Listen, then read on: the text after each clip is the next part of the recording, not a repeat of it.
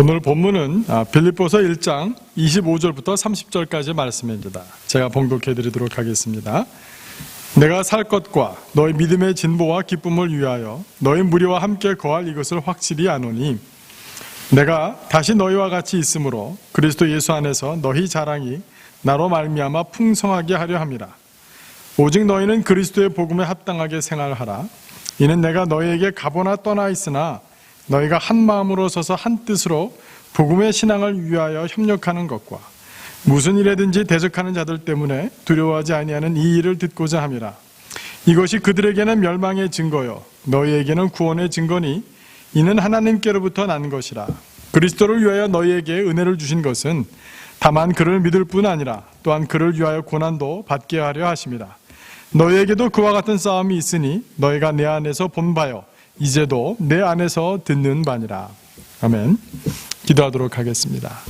사랑의 주님, 저희들 가운데 기쁨이 넘치게 하여 주시옵소서. 우리의 심령의 기쁨이 넘침으로 또 하나님 안에서 믿음의 진보를 이루어내는 저희들 될 수 있도록 이 시간을 사용하여 주시옵소서. 감사드리며 예수 그리스도 이름으로 기도드렸습니다. 아멘. 1961년 9월 30일 이날은 이화여대 총장으로 오랫동안 섬기셨던 김환란 박사께서 이임하시는 날이었습니다. 이임식장의 분위기는 매우 침통했습니다. 심지어 몇몇 분들은 울기까지 했다고 합니다. 그때 단상에 올라온 김환란 박사님은 갑자기 내가 가면 아주 가며 아주 간들 잊을 소냐 닐리리야 니나 너 얼씨구 좋다 라고 민요를 불렀다고 합니다. 장례는 갑자기 웃음바다가 되었습니다. 이어서 담담하게 이임서를 낭독하셨는데 마지막을 이렇게 마무리하셨습니다. 시인 로버트 브라우닝의 시 가운데 이런 구절이 있습니다. 가장 좋은 것은 앞날에 있네. 맨 처음의 일은 오직 그것을 위하여 있나니. 지금 나의 경우가 그렇습니다. 나 역시 학교를 그만두는 것이 아쉽지만 이것으로 인생을 끝맺는 것은 결코 아닙니다. 나는 다만 더욱 나은 미래를 향해 전진하기 위해서 떠나갑니다. 얼마나 멋진 말입니까? 전진하는 인생, 그 인생은 아름답습니다. 기쁨이 있습니다. 보는 것만으로도 기쁩니다. 이는 우리의 믿음도 마찬가지입니다. 믿음도 진보할 때 비로소 아름답고 활기가 넘칩니다. 그러나 우리 인생을 볼 때에 이 전진과 진보 너무 멋있고 소원되지만 쉽지만은 않은 것 같습니다. 저희만 그런 것이 아니라 빌립보 교인들도 그러했습니다. 그들은 서로 하나 되지 못했습니다. 그들은 대적자들을 두려워했습니다. 그들은 진보의 기쁨을 위해 치루어야 할 대가를 지불하기 싫어했습니다. 이것은 그리스도의 복음에 합당한 삶이 아니었습니다. 사랑하는 성도 여러분, 그리스도의 복음에 합당한 삶, 합당하게 생활하라라는 것은 무슨 뜻입니까? 우리 마음속에 제일 첫 번째 드는 생각은 이름에 걸맞게 살아야 된다. 그리스도인이라면 그리스도인답게 살아야 됩니다. 집사나 권사나 장로나 목사가 그에 합당하게 살아야지 그렇게 살지 못할 때 얼마나 추한지, 얼마나 복음의 진보에 방해가 되는지, 그것 때문에 얼마나 교회가 고통을 당하는지 알지 못합니다라고 생각할 것입니다. 작은 로마라고 불렸던 빌립보에 사는 성도들이 시류에 흔들리지 말고 세속에 물들지 말아라, 하나님의 자녀답게 살아라, 아마 그런 뜻도 담았을 것입니다. 그런데 저는 말씀을 준비하면서 본문을 읽고 또 읽을수록 사도 바울이 이야기하고 있는 의미, 복음에 합당한 삶이란 꼭 개인적인, 윤리적인, 도덕적인 우리의 직분에 걸맞는 삶만을 얘기하는 것은 아닐 수도 있겠다라는 생각을 갖게 되었습니다. 오늘 본문 가운데 27절, 28절 말씀을 다시 한번 제가 읽어드리겠습니다. 오직 너희는 그리스도의 복음에 합당하게 생활하라. 그 다음에 정말 개인적으로, 도덕적으로, 윤리적으로 깨끗하게 세속에 물들지 말고 하나님의 자녀답게 살아라라는 것이 원래 뜻이었다면 그 다음에 아마 이렇게 이어졌을 것 같아요. 그래야 복음의 진보에 방해가 안 받는다. 그래야 하나님이 영광 받으신다. 하나님이 기뻐하신다. 이런 얘기가 나와야 마땅하지 않겠습니까? 그런데 오늘 사도 바울의 말은 참 재미있습니다. 우리가 그리스도의 복음에 합당하게 생활해야 되는 이유는 내가 너희에게 가보나 떠나 있으나 너희가 한 마음으로 서서 한 뜻으로 복음의 신앙을 위하여 협력하는 것과 무슨 일에든지 대적하는 자들 때문에 두려워하지 아니하는 이 일을 듣고자 함이라. 사도 바울은 두 가지 기대가 있었습니다. 복음에 합당하게 생활해야 되는 이유, 아니 복음에 합당하게 생활하는 것은 바로 무엇입니까? 복음의 신앙을 위하여 협력하는 것, 한 마음으로 서서 한 뜻으로 섬기는 것, 그 다음에 대적자들이 있다 할지라도 두려워하지 않는 것. 이 두 가지가 복음에 합당한 삶이라는 것을 가르쳐주고 있는 것입니다. 이것은 요 두 본문만 제가 생각한 것이 아니라 여러분 집에 가셔서 빌립보서 2장, 3장, 4장을 한번 읽어보십시오. 2장에 보면 우리가 흠없는 자녀로 세상에서 그들 가운데 빛들로 나타내야 된다는 것을 말씀하고 계시지만 그것도 그 전에 공동체 안에서 우리가 어떻게 겸손으로 섬김이 하나 될 것인지 그 다음에 나오고 그 다음에도 바로 우리 디모데와 에바브로디도 어떻게 그리스도의 한 형제들을 받을 것인지 겸손하게 사랑으로 하나 되어질 때에 세상 사람들은 그리스도의 빛을 본다라는 바로 그런 뜻입니다. 그것이 복음에 합당한 생활인 것입니다. 그런데 이렇게 복음에 합당한 생활은 공동체를 염두에 둔 말씀이었지만 오늘날 우리 신앙에 병이 들어 있습니다. 그것은 뭐냐면 신앙을 너무 개인적인 것으로 만들어버리고 말았다는 것입니다. 학자는 이들을 privatization, privacy. 신앙은 개인이 결단해야 되는 문제고 개인의 문제지 결코 공적인 영역에서 이래라 저래라 할 수 없다라는 것입니다. 가장 쉬운 것은 미국 고등학교나 이 공교육에서 공립학교에서 더 이상 기도하지 않습니다. 못합니다. 법에 저촉되는 것입니다. 그러나 1950년대는 그렇지 않았습니다. 1950년, 60년대 지나가면서 무슨 일이 있었습니까? 그것은 종교의 자유에서 벗어나는 것이다. 왜 기독교만이 공적인 영역에서 우선권을 가질 수 있겠느냐라는 것을 문제 삼았지요. 그래서 이것을 사유화라는 작업이라고 얘기하고 있습니다. 그런데 이것은 단순히 세상의 문제가 아니라 이것이 교회 안으로 파고 들어왔습니다. 무슨 말씀이냐면 이 프라이버시를 강조하는 미국의 개인주의 신앙이 복음의 옷을 입었습니다. 한국의 잘못된 기복주의와도 만났습니다. 공동체보다 우리 자신이 더 중요하게 되었습니다. 공동체 운명보다 내 자신이 좋으냐 안 좋으냐, 유익이 무엇이냐, 내가 편하냐 불편하냐가 더 중요한 문제가 돼버리고 말았습니다. 하나님께서 우리를 한 공동체로 불러주셨습니다. 하나님은 우리를 하나로 묶어주셨다라는 말은 듣기 좋은 표현에 불과해졌습니다. 사실 하나님께서는 우리를 같은 운명을 겪어내야 할 운명 공동체로 묶어주신 것입니다. 우리가 함께 승리도 맛보았다면 우리는 실패도 함께 견뎌낼 수 있어야 할 것입니다. 우리가 한때 가장 높은 곳을 다녔었다면 우리가 지금 어둠의 골짜기를 지나갈지라도 함께 갈 수 있어야 될 것입니다. 그것이 나 개인에게 힘들고 불편한 것일지라도 말입니다. 우리는 함께 싸우며 함께 전진하며 함께 믿음의 진보를 나타내고 그 가운데서 함께 기뻐할 수 있는 것, 그것이야말로 바로 예수 그리스도의 복음에 합당한 삶이라는 바로 그런 가르침인 것입니다. 교회를 통한 복음의 승리가 곧 나의 승리이다, 우리의 승리이다, 교회의 기쁨이 나의 기쁨이다 라는 그 고백은 더 이상 듣기 힘든 고백이 돼버리고 말았습니다. 사랑하는 성도 여러분은 어떻습니까? 이 서신을 받고 있었던 빌립보 교인들은 어땠을까요? 이 빌립보 교인들은 복음에 합당한 삶, 다시 말씀드려서 복음을 위해서 한 마음과 한 뜻으로 서서 협력하는 삶, 대적이 있어도 두려워하지 않는 삶, 믿음의 진보, 기쁨을 나타내기 위해서 고난도 두려워하지 않는 삶, 이것은 이들이 이미 세상에서 경험해서 잘 알고 있는 것이었습니다. 무슨 말씀인지 제가 좀 풀어서 설명해 드리도록 하겠습니다. 사도 바울은 빌립보 교인들이 가장 잘 이해할 수 있는 군사적인 용어들을 사용하고 있습니다. 왜냐하면 빌립보시는 퇴역한 로마 군인들이 발전시킨 도시이기 때문에 그렇습니다. 처음에 로마 군대가 빌립보시를 정복하고 나서 발견한 것은 이 도시가 지정학적으로, 경제적으로, 정치적으로, 군사적으로 굉장히 중요한 도시라는 것을 알았습니다. 어떻게 하면 로마의 방식대로 이것을 잘 통치할 수 있을까? 로마의 정신을 어떻게 하면 깊이 뿌리박을 수 있을까? 로마의 시스템을 움직이게 할 수 있을까? 이 사람들은 지혜가 있었습니다. 퇴역한 군인들을 보내자. 왜냐하면 로마 군대야말로 로마의 근간이요, 로마 정신의 지주 역할을 하는 곳이며 로마의 시스템을 만든 곳이라 해도 과언이 아니기 때문에 그렇습니다. 그럼 빌립보 교인들을 이해하려면 우리가 로마 군대를 좀 더 알아야 되겠죠. 당시 로마 시민들만 군인이 될 수 있었다고 합니다. 이들의 자부심은 하늘을 찔렀습니다.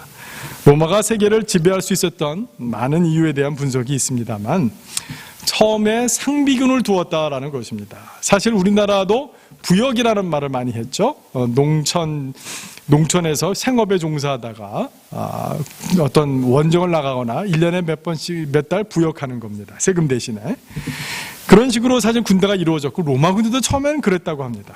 그런데 로마가 주변의 강대 부족들한테 당하고 나서 계속 연전연패하고 나서 이 사람들이 특별히 시민들 가운데서 땅을 가지고 있었던, 지킬 것이 있었던 지주들이 헌신했습니다. 나는 풀타임 군인이 되겠다. 우리가 이기기 위해서는 훈련이 필요하다. 우리가 이기기 위해서는 전략을 짜내야 된다. 우리가 이기려면 적을 알아야 된다. 적을 배워야 된다. 우리가 이기려면 무기를 새롭게 만들어야 된다. 그래서 돈 있는 지주들이 우리가 생존하기 위해서, 우리를 보호하기 위해서 우리는 군대에 헌신하겠다. 이게 로마 군대 상비군의 시작이었다라고 합니다. 여기에는 짧게는 6년에서 16년, 길게는 기록에 보면 특별한 정년은 없었다고 합니다. 80세에 백부장관을 했었다는 그런 기록도 있는 것을 보면 말입니다. 그러나 이 퇴역군인들, 이 사람들은 로마의 자부심이었습니다. 스스로 로마를 만들어냈다, 로마를 지켜냈다, 로마를 번식시켰다 라는 그런 자부심으로 똘똘 뭉친 사람들이었습니다. 이들의 전쟁 방법은 방진이었습니다. 옆으로 군사들이 함께 길게 서서 횡단을 이루어 함께 전진합니다. 꼭 한 열만 있는 건 아니고 보통 세 열 정도가 되었고요. 이 세 열로 이루어진 방진이 크게 세 부대가 있었다라고 합니다. 중국 역사를 보면, 여러분 삼국지를 보면 잘 아시는 얘기 나오죠. 적토마를 탄 여포, 아니면 관우, 아니면 장비. 그러나 로마 역사를 보면 이런 사람들 얘기가 잘 나오지 않습니다. 장수보다는 군대 제도를 정비한 사람, 이런 얘기들은 제가 역사에서 찾아볼 수 있었습니다. 그런데 로마인들은 슈퍼스타 장수들, 생업에 종사하다가 그저 군대에 참여한 사람들이 아닌 풀타임 중에서 풀타임을 한 사람들은 함께 공동체를 이루어 함께 협력하여 함께 싸우고 이겨내 승리했던, 그것을 맛본 군대였기 때문에 그렇습니다. 옆으로 진을 길게 들었대다 보니까 옆에 사람이 제대로 역할을 못하면 부대 전체가 큰 문제가 생기는 것입니다. 그 다음에 첫 번째 부대는요, 나이 드신 분들이 나왔대요. 이분들이 창을 더 처음에 던졌답니다. 이분들은 적을 무찌르는 게 목적이 아니라 적진을 교란시키는 게 목적이었어요. 이분들이 창을 던지고 뒤로 빠지면 바로 누가 나와야 됩니까? 젊은 사람들, 칼 든 사람들, 보병들이 나와서 백병전을 통해서 전세를 뒤집습니다. 그런데 전세만 뒤집으면 됩니까? 힘이 딸리기 시작합니다. 마무리를 해야 할 사람들이 따로 있습니다. 입에 부대가 있었는데 그 중에는 기마병도 있었대요. 이 보병들이요, 약속을 했답니다. 어느 한쪽 지역으로 자기네들 승기를 잡았을 때 사람들이 도망가도록 자리를 내어줬답니다. 약속된 자리로 한쪽으로 모은 것이죠. 그러면 마지막 예비대들이 기마병을 앞세우고 마지막 이 블로우를 날렸던 것입니다. 얼마나 유기적으로 움직여야 됐겠습니까? 얼마나 진법 훈련을 많이 했겠습니까? 개인적인 체력 훈련을 넘어서서 공동체로서 움직여야 되는 일 말입니다. 근데 전투가 끝나면 하는 일이 또 하나 있답니다. 전쟁 중에 로마 군인답게 싸우지 못한 사람들, 비겁하게 도망간 사람들, 자기 자리를 지키지 못한 사람들, 동료를 위험에 빠진 사람들, 그런 사람들 10명 정도를 뽑는답니다. 제비를 뽑게 했답니다. 그 중에 한 명을 골라서 맛보기로, 본보기로, 심지어는 동료들이 때려 죽였다고 합니다. 그래서 로마 군인은 사실 우리가 알고 있는 것과는 달리 공포로 이들이 그런 용기를 내었지만, 그래도 불구하고 적을 두려워하는 것보다 동료들을 어떤 면에서는 두려워해서 적과 싸우는 것이 오히려 더 살 가능성이 많은 그런 군대였다라고 합니다. 제가 로마군에 대해서 길게 설명했습니다만 여러분 로마 군인 얘기를 들으면서 오늘 본문에 다시 한번 이해가 되었을 것입니다. 사도 바울의 편지를 읽는 빌립보 교인들은 자기 삼촌으로부터 아버지로부터 늘 귀에 딱지가 않도록 들었던 말들을 확인했습니다.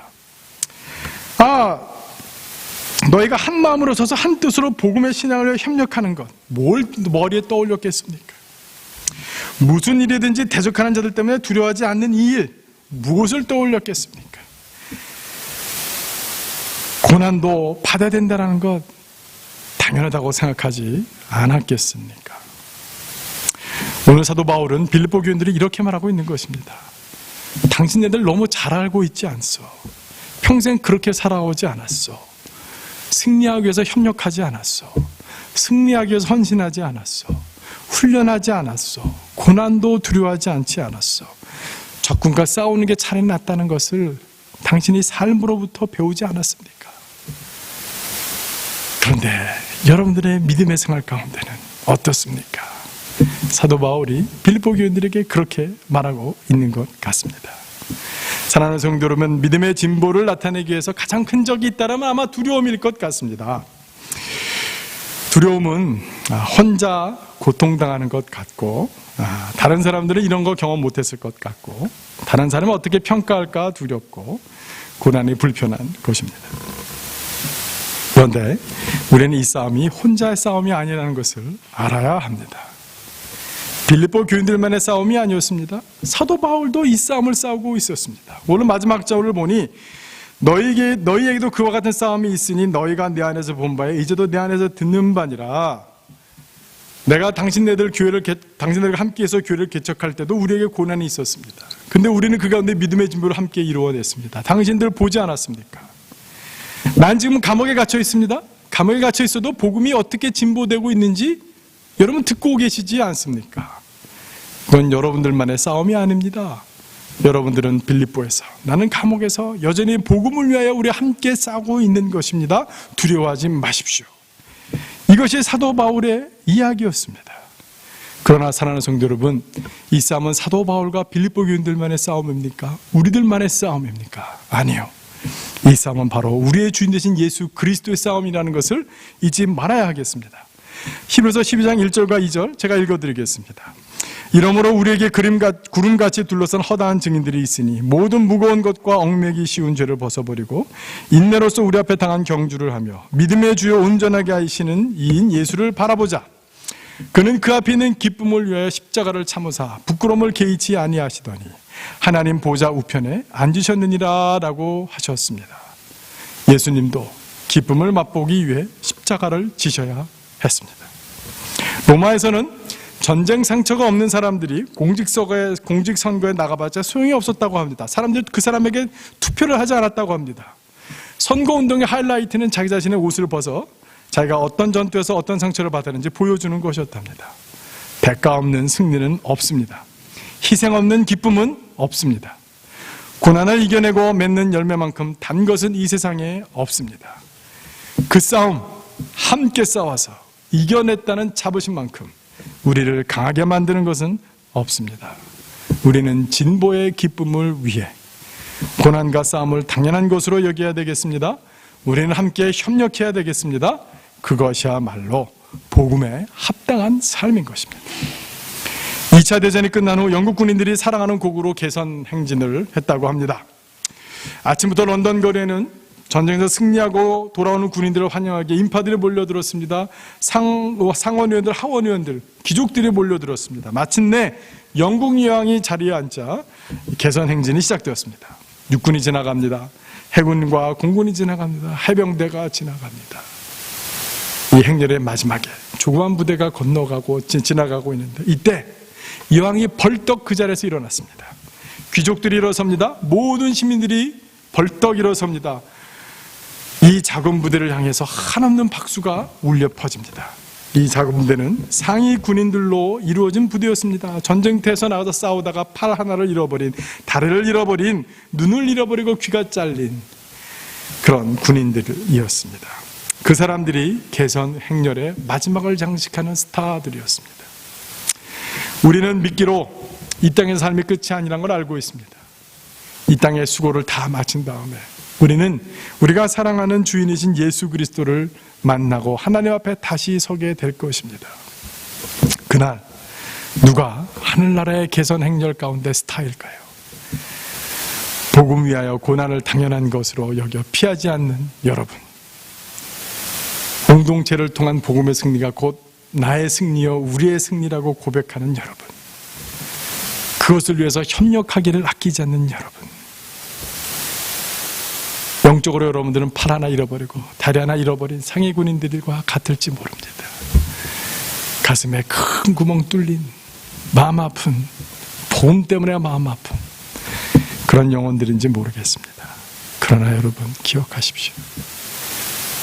복음을 위하여 당한 고난, 복음 때문에 잃어버린 영적인 팔 하나, 다리 하나, 그것이 우리의 명예입니다. 우리의 훈장입니다.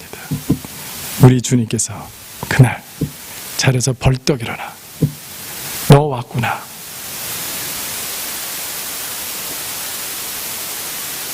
여러분들 안아주시는 그날을 함께 기대하겠습니다.